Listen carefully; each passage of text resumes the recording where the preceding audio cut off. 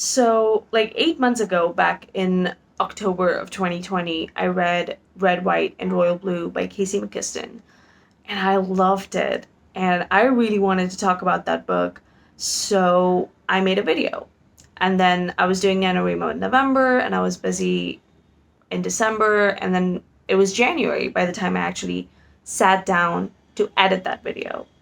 And what the fuck are you saying, you dumbass?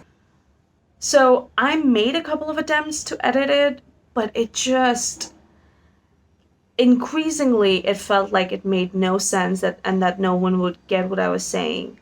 And so I just abandoned it.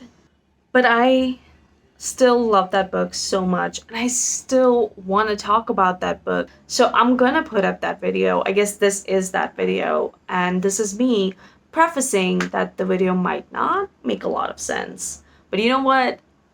It's not my problem anymore. You're the one watching this. Happy Pride. So the last few months have been, and my mental health was just, oof. So, Red, White, and Royal Blue by Casey McQuiston. I picked it up because every single gay person I know has read this book and they love it, and they threatened to kick me out of the club if I didn't. So, I was looking for like a light, low-key book that I could read to escape the current political hellscape that is all of our lives.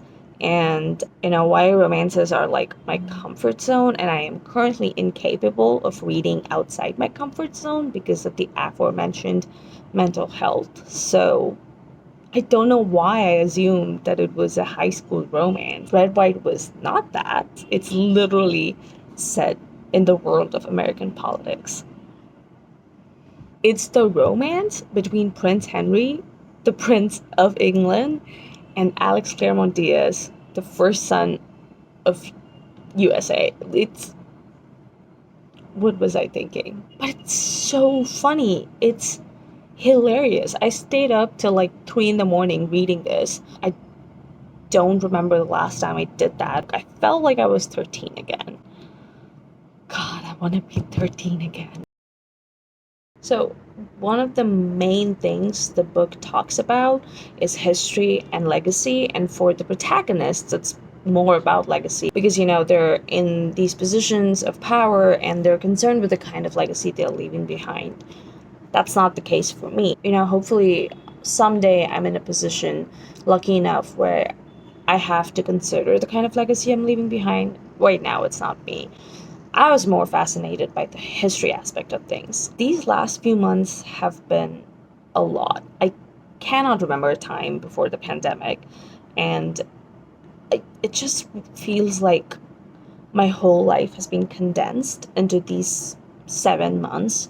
And I talked about this with my therapist a lot. That feeling of being stuck in a limbo.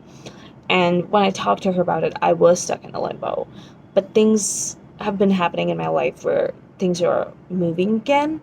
But I still feel stuck, and I don't think I'm doing a great job of explaining things. But basically, it's overwhelming, and everything feels like it's like right here, in my face. But right where I talked about history, and something clicked because there's excerpts from letters written by real people in the story. Allen Ginsberg, Henry James, Vita Sackville West, a lot of people, so many that I didn't even know about. And there was this realization, not a realization exactly, a reminder that people have been like me throughout history. Like me in the sense that gay, but also like me in the sense that they've probably felt this bone deep existentialism, and they felt like it was the end of the world, and they felt hopeless and full of despair. I don't know if they've gotten through it, but they have gone through it. And that gave me a new perspective on my current situation, where now I can start to look at the future, because I think we need our past to carry us into our future. And I think that's one of the core theses of this book, that intertwining of history and legacy. And of course, when you're talking about things like history and legacy, it's not going to be a low-key, low-stakes book. It took me forever to get through this book because I just kept putting it down because, in the beginning, especially the first like 60% of it, they're so happy, the characters, and I know how stories work, so I was just like, something's about to go wrong. I understand that we need conflict for good stories, but I was just so scared of turning the page and finding that everything had gone to shit. And then it did happen. Everything did go to shit for the characters. But they got through it, and it wasn't as bad as I expected it to be. And there's a metaphor in there that I'm sure you don't need me to piece together for you. I mean, the characters go through a lot, but you know that you can trust this author. The characters are gonna be in uncomfortable situations, but they're gonna be safe, and that you as a reader are safe. I think what also really makes that work is that the two characters, Alex and Henry, have a really strong support system. And also, a lot of these people are queer themselves. That trope where queer people just exist singularly isn't. We've moved past the need for a token gay character. And the book knows this too, like the need for a support system and having people in your corner.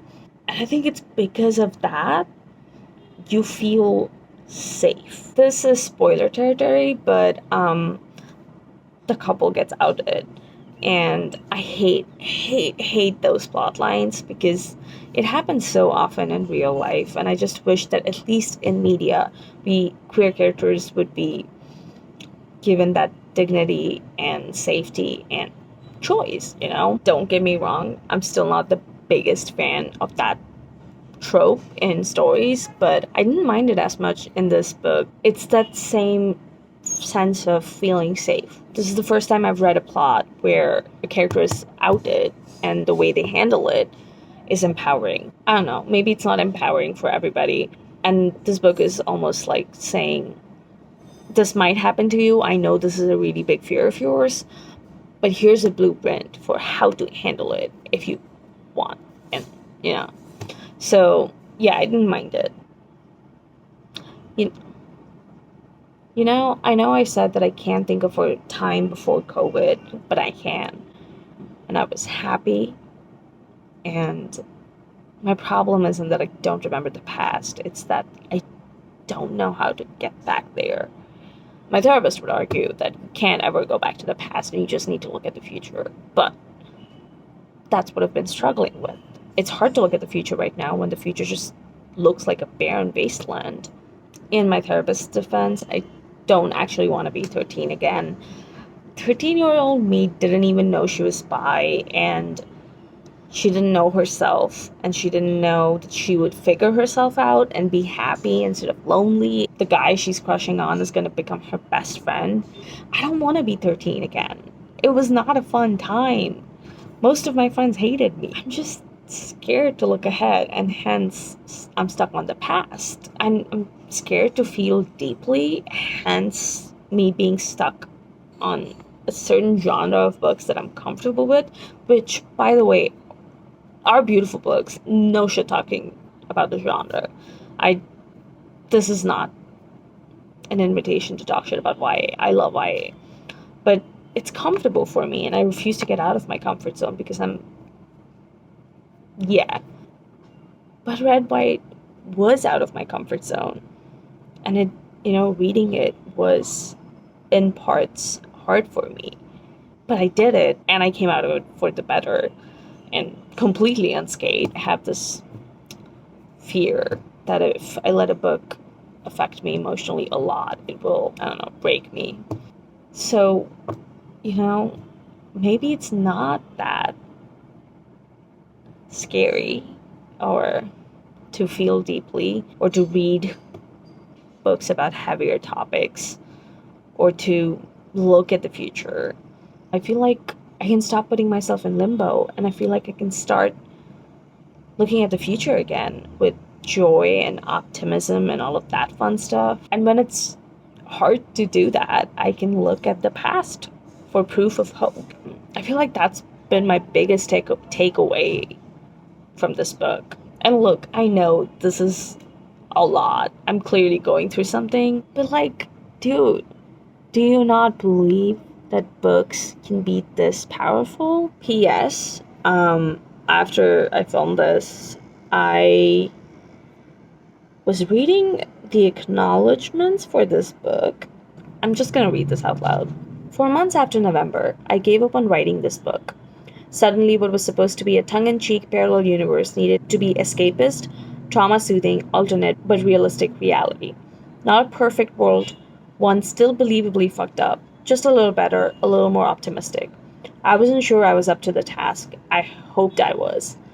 What I hope to do, and what I hope I have done with this book by the time you've finished it, my dear reader, to be the spark of joy and hope you needed. Which, like, why did I make this whole ass video?